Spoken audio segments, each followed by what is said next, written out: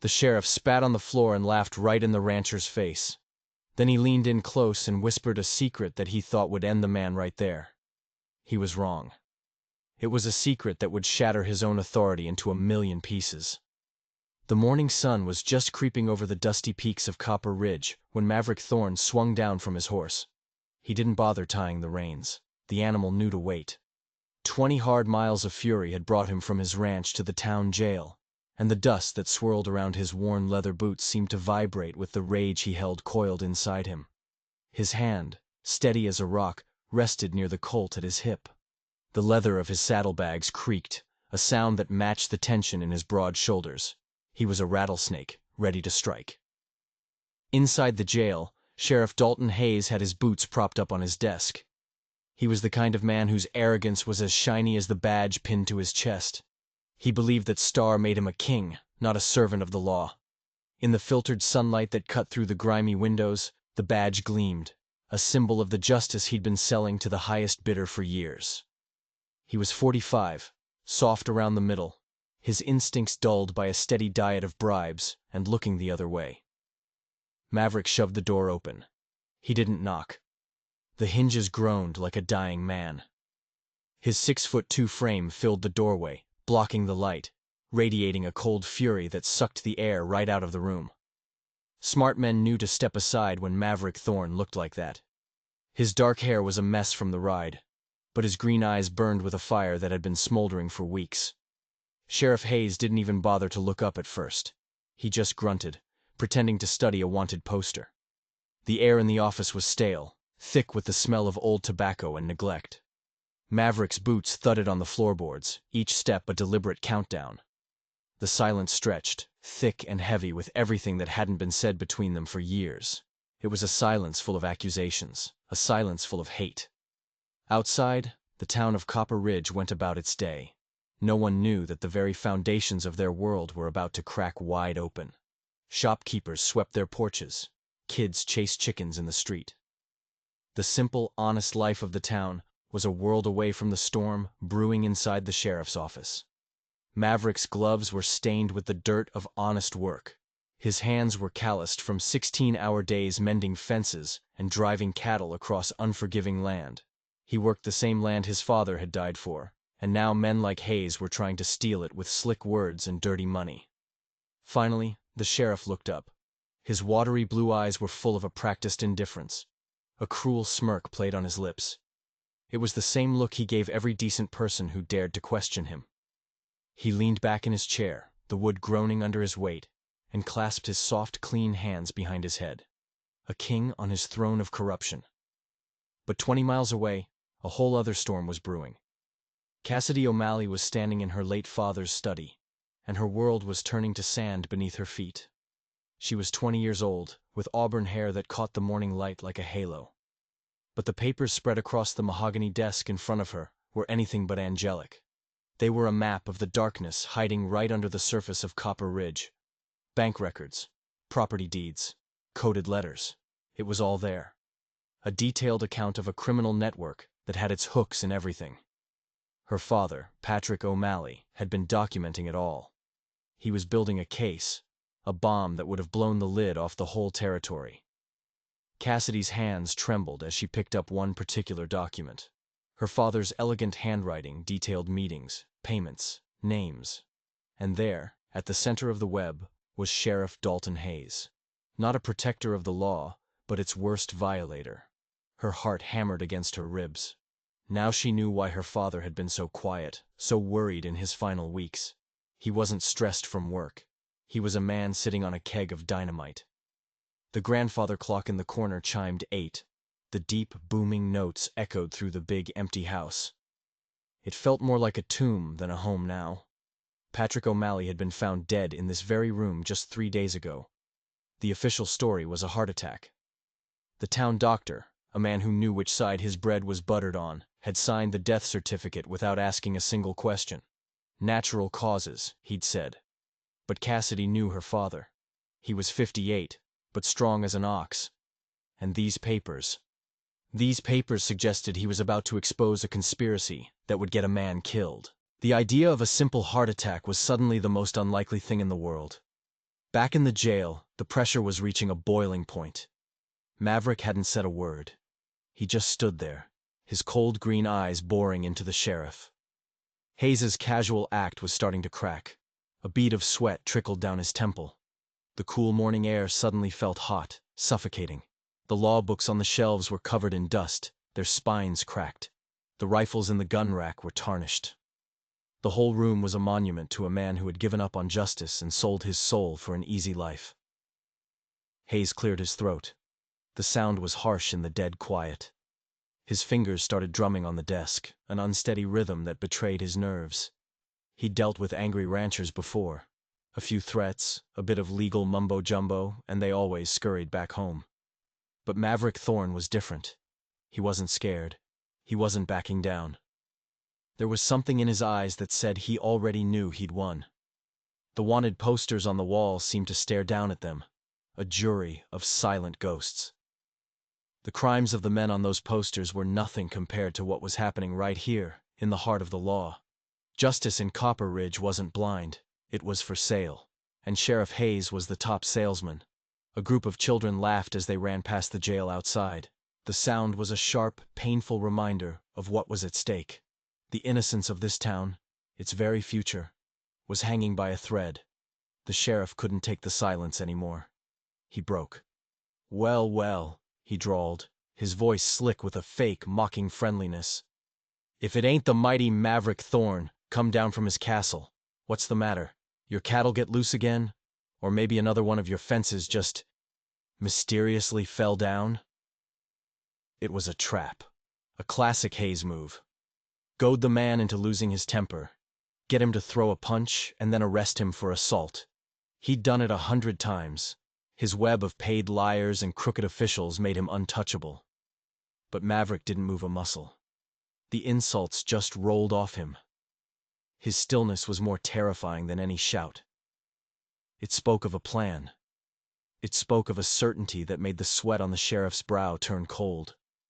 Maverick Thorne had friends, powerful friends, and they wouldn't take kindly to him being railroaded.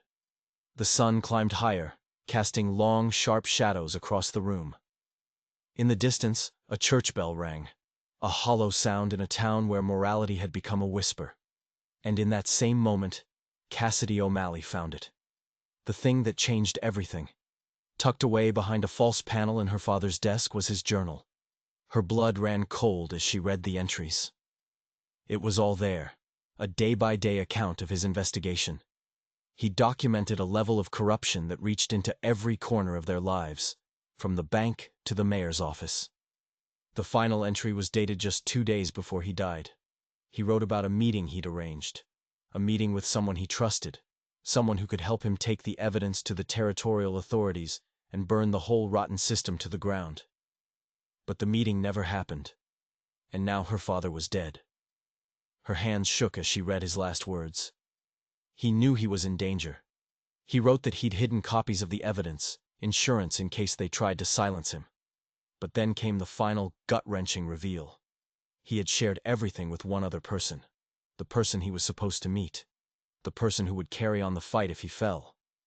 That person was Maverick Thorne. The name hit Cassidy like a punch to the stomach.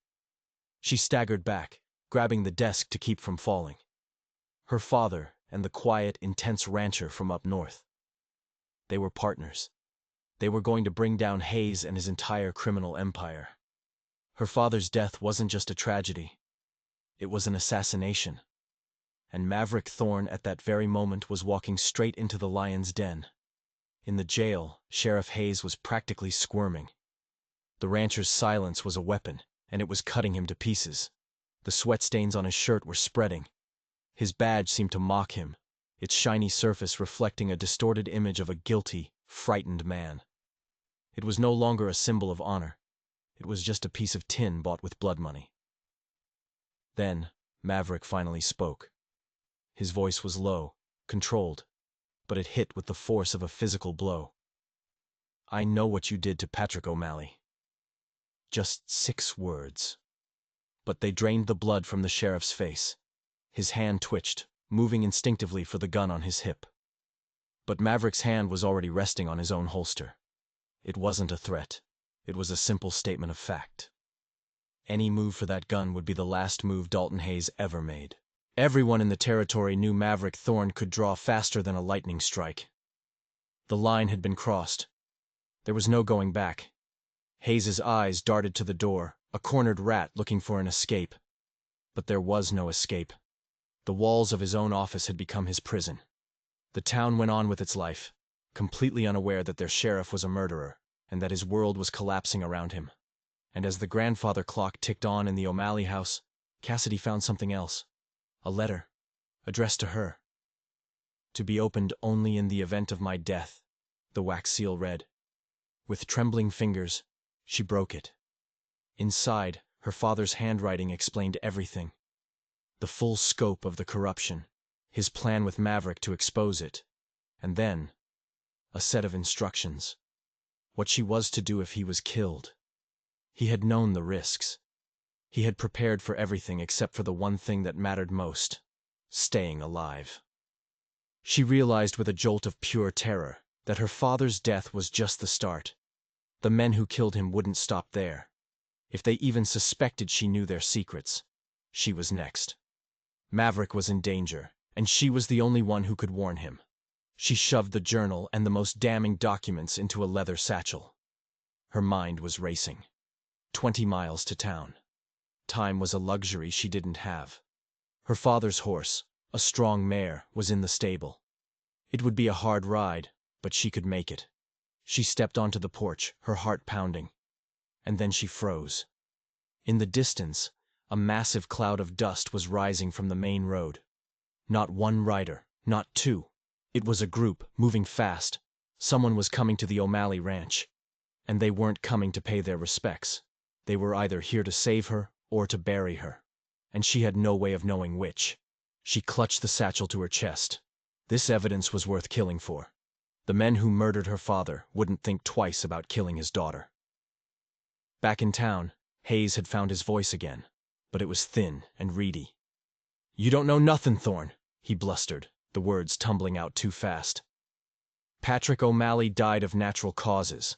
The doctor said so. You start spreadin' lies, and I'll have you in this cell for slander so fast your head'll spin." The threat was empty. They both knew it. Hayes was just a puppet, and the men pulling his strings wouldn't hesitate to cut him loose. They'd use violence to silence anyone who got in their way. Maverick's eyes hardened. He had spent weeks setting this up. He wasn't some naive fool to be scared off by a crooked sheriff. And then they heard it. The sound of hoofbeats. A lot of them. Coming fast. Both men turned to the window. The dust cloud was getting closer. A flicker of relief, of renewed arrogance, crossed the sheriff's face. His backup was here. But Maverick didn't even flinch.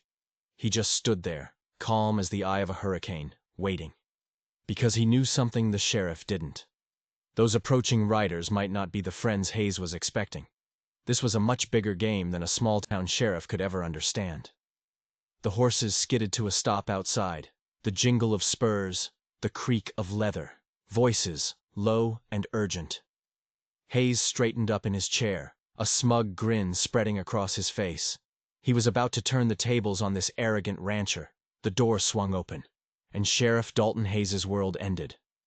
It wasn't his cronies. It wasn't his hired thugs. It was 3 men wearing the badges of territorial marshals. Their presence instantly changed everything. They were tall, weathered men with eyes that had seen it all. They answered to no one in this town. Their authority trumped the sheriff's tin star 1,000 times over. Hayes' network of spies and liars was useless against them. His face went white as a sheet. The lead marshal, a man with steel-gray hair and a jaw set like granite, looked from Hayes to Maverick and back again. He took in the scene in a single glance. He'd seen it a dozen times before. A small town, a corrupt lawman, and the moment it all came crashing down. "Sheriff Hayes," the marshal said, his voice like gravel. "We need to talk about some irregularities. Specifically, the death of Patrick O'Malley." The words were hammer blows. The investigation wasn't local. It was coming from the top. Hayes had thought he was a king in his own little kingdom, But the walls had just been kicked down by an army he never even saw coming. Maverick allowed himself a small, cold smile. This wasn't a coincidence. The timing was too perfect. He had been waiting for them. Maybe he'd even been the one to call them. The second marshal, a younger man with sharp, intelligent eyes, stepped forward. His badge was clean, untarnished by the filth of Copper Ridge. He carried a leather portfolio, and it was bulging. "Marshal James Crawford," he said, nodding to Maverick before turning his cold gaze on Hayes. "We've been investigating reports of systematic corruption in this county for 6 months, Sheriff. Your name has come up. A lot. Illegal land seizures, bribery, and now, murder." Hayes tried to bluff. He forced a laugh that sounded like choking. "Now see here, Marshal," he sputtered, his voice cracking. "I've served this town faithfully for 12 years. These are lies, spread by troublemakers who don't like a lawman who does his job." The third marshal, an older man with scars on his face that told their own stories, moved silently to block the gun rack. It was a casual move, but it cut off any desperate lunge Hayes might have been planning. Marshal Crawford opened his portfolio. It was full of papers, bank records, sworn statements, deeds, a mountain of evidence, meticulously gathered. An ironclad case not just against Hayes, but his entire network. "We have 3 witnesses who saw you meeting with known outlaws at the old silver mine," Crawford said, his voice flat and professional. "We have bank records showing deposits that are 10 times your official salary. We have proof you seized property without a single legal document to back you up." Each sentence was a nail in Hayes's coffin. He was trapped. His hand twitched again towards his gun, but it was hopeless. He was surrounded, exposed, and utterly finished. And 20 miles away, Cassidy O'Malley was in her own trap. The riders had arrived. At their head was a man she knew all too well, Marcus Blackwood. He owned the biggest saloon in town, but everyone knew his real business was loan sharking and back alley deals. His presence here could only mean one thing: trouble. Blackwood was a tall, lean man in an expensive suit, with cold blue eyes that looked right through you. The 4 men with him were not locals. They were hired guns, the kind of men who drift from town to town, leaving a trail of bodies behind them. Their hands rested near their pistols. They hadn't come to talk. Cassidy ducked back inside the house, her heart hammering. The evidence in her satchel could bring them all down, but it could also get her killed. She remembered the secret passage. Her father had shown it to her years ago, a relic from the old Indian War days. "Only use this if your life depends on it," he'd said. Her life depended on it now. She grabbed the journal and the most critical papers, stuffing them into the satchel. She could hear the riders dismounting, their spurs jingling on the porch. Blackwood's voice, slick and false, echoed from outside. "Miss O'Malley, we just want to talk about your father's business. Some things that need settling." She knew what settling meant. It meant a shallow grave next to her father. She scrambled towards the hidden panel behind the desk. Her fingers found the latch. The passage led to the root cellar, and from there to the barn, to her father's horse, her only chance. The front door rattled. They were trying the lock. Time was gone. It had run out. Back in the jail, Marshal Crawford had laid out the evidence. It was enough to see Hayes hang. But the crooked sheriff, with the desperation of a drowning man, still tried to cling to his lies. "You're making a mistake," he stammered, his face slick with sweat. "I'm the duly elected sheriff, appointed by the governor himself." The lead marshal, Samuel Hart, gave a grim smile. "The governor is very interested in you, Sheriff," Hart said, his voice like ice. "In fact, he's the one who authorized this investigation. He's been getting some disturbing reports." The mention of the governor made Hayes's blood run cold. His protection was gone. The web he'd so carefully built was unraveling. And then Maverick spoke again, his voice cutting through the tension like a razor. "Tell them, Hayes," he said quietly. "Tell them about the ledger, the one where you wrote down every bribe, every ranch you stole, every murder you covered up. Tell them about the meetings at the silver mine." The specifics shattered Hayes's last defense. He stared at Maverick, a look of dawning horror on his face. How could he know? How could he possibly know about the ledger? Marshall Crawford reached back into his portfolio. He pulled out a small, leather-bound book. Hayes recognized his own handwriting. His secret ledger. The one he kept in a hidden safe. His face turned the color of ash. "We found this in your safe 3 days ago," Crawford said calmly, "along with $23,000 in gold. Your own book, Sheriff, documenting every crime you've committed for the last 5 years." Hayes reeled back as if he'd been shot. The safe? How? Only he knew the combination. His eyes darted to Maverick. The quiet confidence. The arrival of the marshals. The impossible knowledge. It all clicked into place. Maverick Thorne wasn't just another victim. He was the architect of his downfall. "You," Hayes whispered, his voice a ragged gasp. "You and O'Malley. You set me up." Maverick's smile was as cold as a grave. "Patrick O'Malley was a good man. He died trying to bring scum like you to justice. When you killed him, you sealed your own fate. I just made sure his work didn't die with him." Marshal Hart stepped forward, handcuffs dangling from his hand. "Dalton Hayes," he said, the formal words like a death sentence.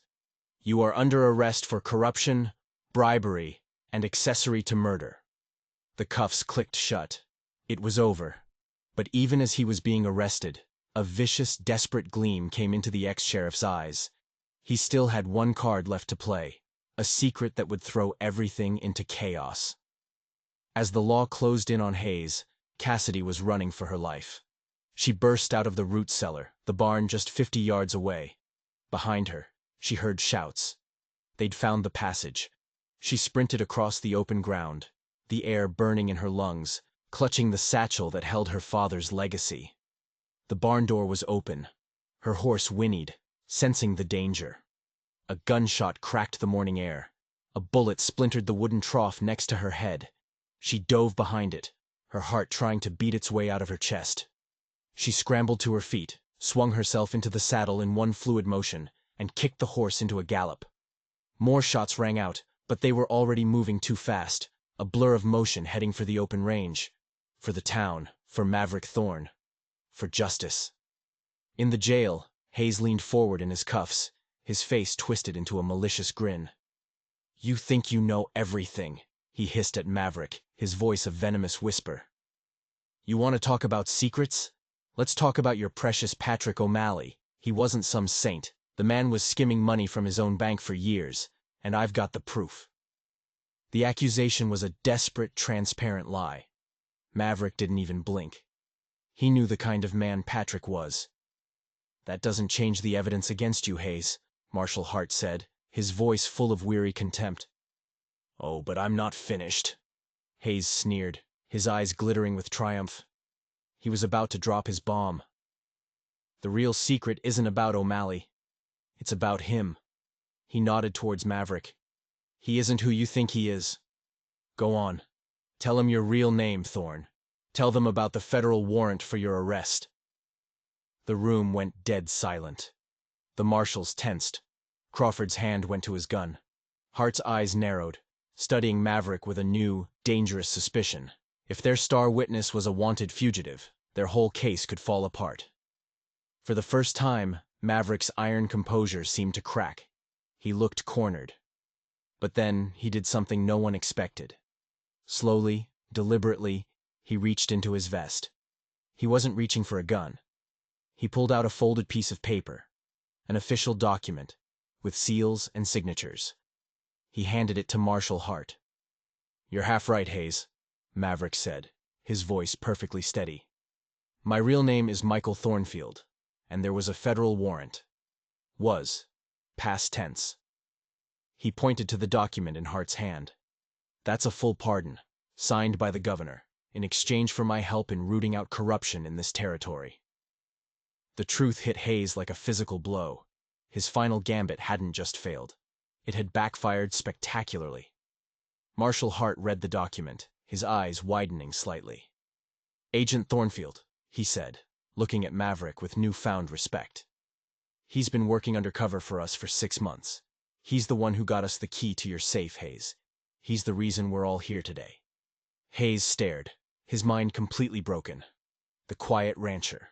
The man he'd dismissed as a nobody. He was a federal agent. Every conversation, every crooked deal, every threat. Maverick had been recording it all. He hadn't just walked into a trap. He'd been living in one for half a year. Just then, they heard a horse galloping hard, coming into town at a dangerous speed. Maverick looked out the window. His face went grim. "It's Cassidy O'Malley," he said, "and she's riding like the devil's on her tail." The marshals knew what that meant. The girl had the rest of the evidence, and the men who killed her father were right behind her. Cassidy practically fell off her horse, stumbling into the jail. She was out of breath, her face streaked with dirt and tears, but her eyes burned with a fierce determination. She threw the leather satchel onto the desk. It burst open, spilling its contents. Her father's journal. The coded letters. The final, undeniable proof. "They killed him," she gasped, "but they won't kill his work." In the distance, the sound of more hoofbeats. Blackwood and his gunslingers had arrived. The final battle for Copper Ridge was about to begin. Marshal Hart looked at Maverick. "Thornfield, you know this town. Where's our best defensive position?" The question hung in the air as the riders closed in. The townsfolk, drawn by the commotion, began to peek out from their shops and homes. They were about to see the rot at the heart of their town cut out, once and for all. Sheriff Hayes, a broken man in handcuffs, looked at the evidence spread across his desk, the legacy of the man he'd had murdered. Justice had finally come to Copper Ridge, but it was going to be paid for in blood. The streets outside were about to become a war zone. If you enjoyed this story of justice on the frontier, don't forget to hit that subscribe button and ring the bell for more tales from the dusty trails of the Old West.